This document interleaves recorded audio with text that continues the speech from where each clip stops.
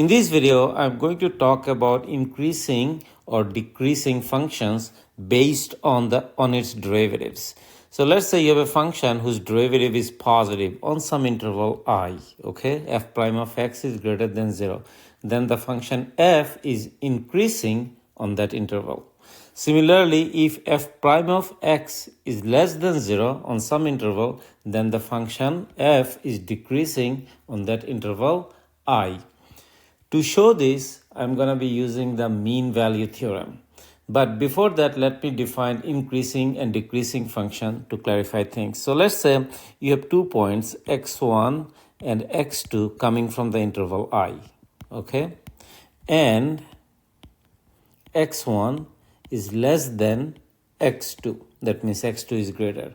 So if x1 less than x2 implies f of x1 is less than f of x2, then the function is what we call strictly increasing. Strictly increasing. But if f of x1 is greater than f of x2, then we call it strictly decreasing. Now let's go ahead and consider the closed interval x1, x2, okay? Now, obviously, on this interval, the function is going to be both continuous and differentiable because f prime of x is continuous on I, right? And then x1, x2 is contained in I, or we could say it's a subset of I. So we can easily apply the mean value theorem. So the mean value theorem tells us that f of x2 minus f of x1 divided by x2 minus x1 is equal to f prime of c, and where c is coming from this interval, okay? C is an element of x, actually open interval, x1 comma x2. Now, if I simplify it further, I get f of x2 minus f of x1 is equal to f prime of c times x2 minus x1. Now, note that our assumption was that x2 is bigger than x1. So, this is positive.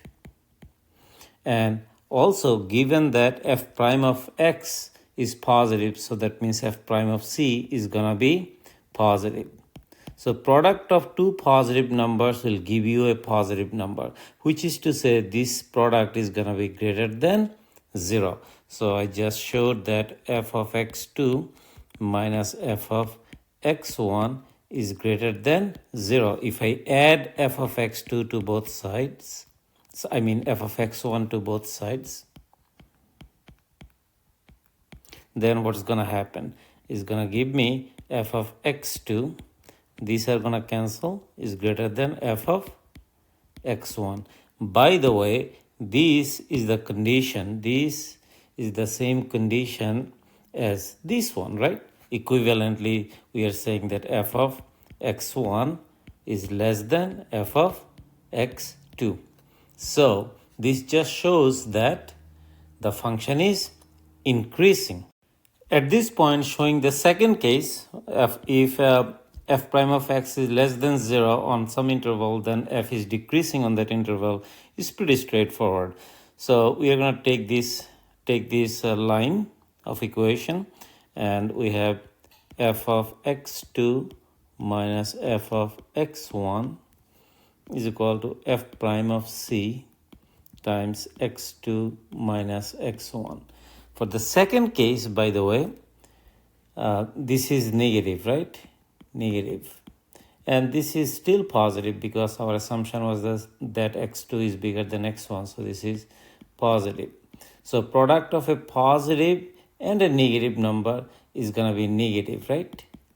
Which tells me f of x2 minus f of x1 is going to be less than 0, or f of x2, if I add f of x1 to both sides, is less than f of x1, okay, which is equivalent to saying that f of x1 is greater than f of x2 as x increases. So this is exactly the condition for decreasing function. So what did we do? We showed that if a function has a derivative positive on some interval, okay, if it has positive derivative, then on that interval the function is increasing. If it has negative derivative on some interval, in that interval the function is decreasing. And we showed that by using the mean value theorem. I hope that this discussion was helpful. Thank you very much.